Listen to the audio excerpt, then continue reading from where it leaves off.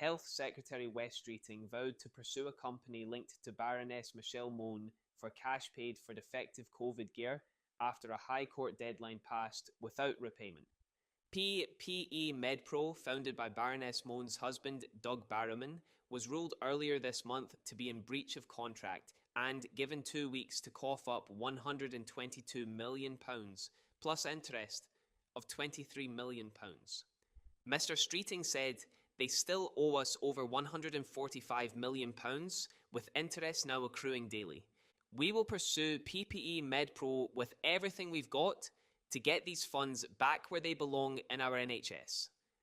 Earlier, a spokesman for Mr. Barrowman and the consortium behind the company said the government had not responded to an offer to discuss a settlement. Mr. Barrowman has described himself as the ultimate beneficial owner of PPE Medpro, but he was never a director, and the couple are not personally liable for the money. PPE Medpro filed for insolvency the day before Mrs. Justice Cockerell's finding was published, and the company's most recent accounts show assets of just £666,000.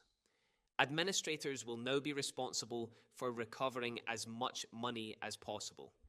The contracts were won in June 2020 during the height of the pandemic to provide 210 million masks and 25 million surgical gowns after Glasgow-born Baroness Mone contacted ministers, including Michael Gove, on the company's behalf.